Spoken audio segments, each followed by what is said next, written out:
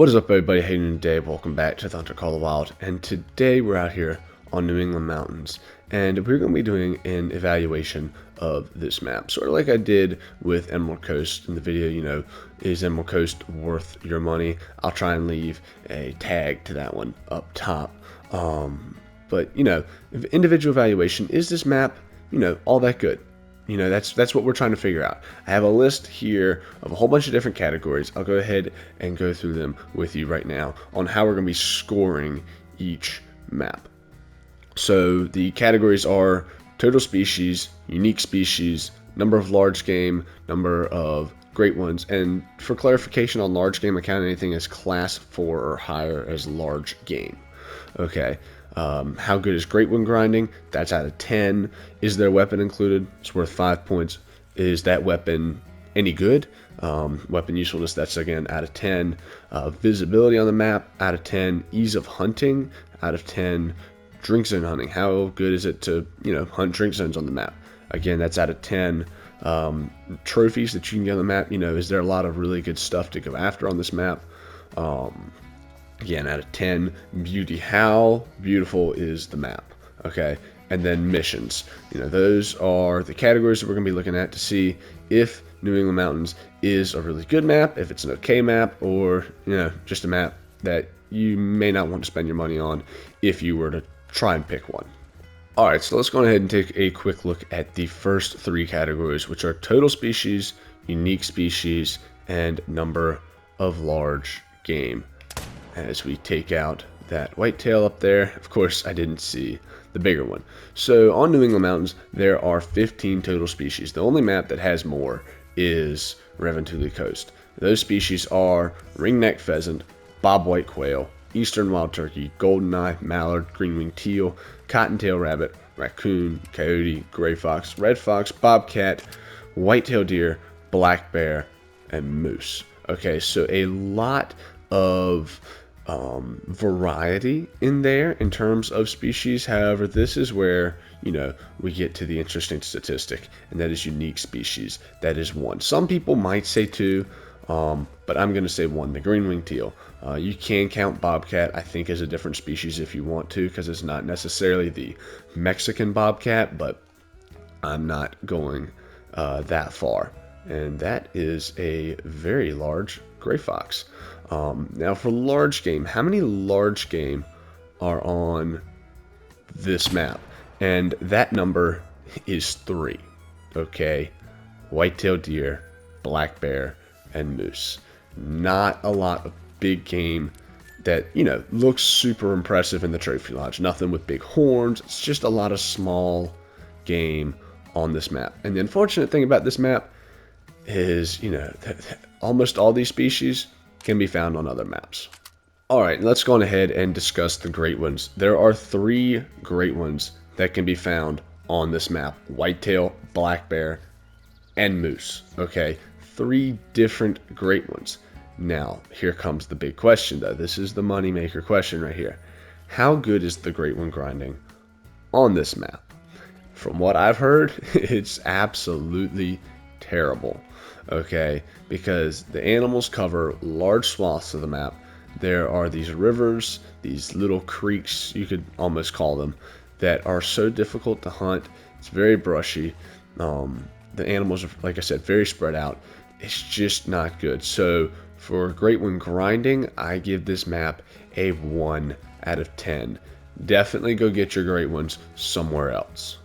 Alright, and now for the weapon that's included with this map. As you've seen me carrying around, the Kerman 50 caliber inline muzzleloader is the rifle that came with this map. And I don't know, it's an okay rifle.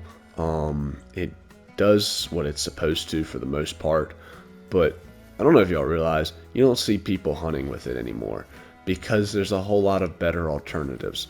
Okay, a lot of the bolt action rifles and things are easier to hunt with. Now, if you want to have a fun hunt, do something different, for sure. The 50 caliber inline is great, but in terms of efficiency, it's not what you're looking for. So I give this weapon a 3 out of 10 on usefulness, just because you really don't see a lot of people using it. And honestly, I would prefer to take the other muzzleloader because it seems to be more powerful to me. I've hit some moose with the Kerman, and it doesn't do too well. Alright, and our next three categories are going to be visibility, ease of hunting, and drink zone hunting. All of these are scored out of 10, okay? So for visibility on this map, it's crap, okay? The only reason you can see right now is because I'm on one of the rivers. Those are the only places you can see. Everywhere else is so brushy, like you walk into the woods, you're not going to be able to see anything. Alright, it gets annoying eventually. You know, you're trying to get to a lake to see if there's anything there, and I understand what people are going to say. Oh, you can just sneak up, you can just crouch. That's all fine, well, and good, but you know, when you're trying to maximize your time and do as much as you can, especially for someone, you know, who maybe doesn't have as much time to play the game as they'd like to, it's difficult when you have to crouch and crawl to every lake in order to not spook all the animals there. So for visibility, I'm giving New England Mountains a 2. For ease of hunting, same kind of general issues. I'm going to give it a 3 out of 10. Alright, now for drink zone hunting, again, following the similar process. These rivers, they're fairly difficult. The lakes are weirdly shaped. They're just, you know, not easy to hunt, not easy to get up close to. You often spook animals while running down the rivers because you come around a bend, you had no idea they were there. And they kind of hide up in the bushes along the edge. It's just really difficult to hunt. So for drink zone hunting, I give New England Mountains a 2 out of 10. Now for trophies that you can get off of this map. This is a really nice map. You know, it's a good map. You can find some really cool stuff here. The foxes are always great. You know, if you really want a challenge, try to get a diamond fox on New England Mountains. I would honestly say that it's harder than Hirschfelden. I see a lot of bigger foxes on Hirschfelden than I see here. Just something I've noticed. But there's a lot of cool things you can come across. Like I found a melanistic raccoon one day. There's just, you know, none of the animals with like super impressive antlers. There's moose and there's whitetail, but that's it. You know, maps like the Emerald Coast have a lot more animals that, you know, have those bigger antlers. So I'm going to give this map a 6 out of 10. Alright, so we're now in our last two categories, okay? Beauty and missions. Alright, so this map, beauty is the only thing that it excels in. I give New England Mountains a 10 out of 10 in beauty. I mean, the only maps that even compare to how well this map looks are Hirschfelden and Yukon. And I'm not joking on that. Like, the colors are just beautiful. When you walk through the woods, you know, everything's all lit up, all the orange and the red and the yellow. It is a fantastic looking map, and that's why I have to give it a 10 out of 10. Now for missions, I don't know much about the missions on this map. I haven't necessarily done them myself, but I also don't have missions turned on right now. So I haven't heard a lot of amazing things about them. Like usually when the missions are really good, people go, oh, those missions were great. You know, you eventually hear about it at some point. Like I've heard about the Reventula Coast missions, and they were crap. Same kind of for Mississippi. I've heard some things not too great. But I haven't heard much about the New England Mountains missions, so I'm just going to put them right in the middle at 5 out of 10. Alright, so we have now gone through every single category. So now it's time to add up the total and see what the final score is, and, you know, whether or not this map is a good map or, you know, not really. After adding up all of the total scores, I got a score of 59. And we're doing this, you know, it's basically out of 100.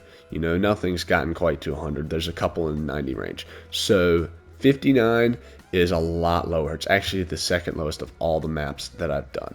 New England Mountains, if you're looking to buy a map, you know, you're trying to decide which map do I want to buy, and you have a couple of options, don't pick New England Mountains. A whole lot of the other maps you can hunt the animals on a lot easier, and it's the same species, okay? New England Mountains came at a time when they were trying to do some, you know, new stuff to the game, change around a few things, and they didn't take as much time to, you know, add new animals to the game. They wanted to make it more of an update, not necessarily more focused on the map, and that's fine. but that means the map suffered because there's not a lot of unique species. There's nothing to really draw you to this map. So that's why I'm going to say, if you have an option, probably go buy another map. So with that said, guys, I hope you all enjoyed this video. Let me know what you think of it down below, and if you would like to see some more. So with that said, hope you have a wonderful rest of your day, and I will see you next time.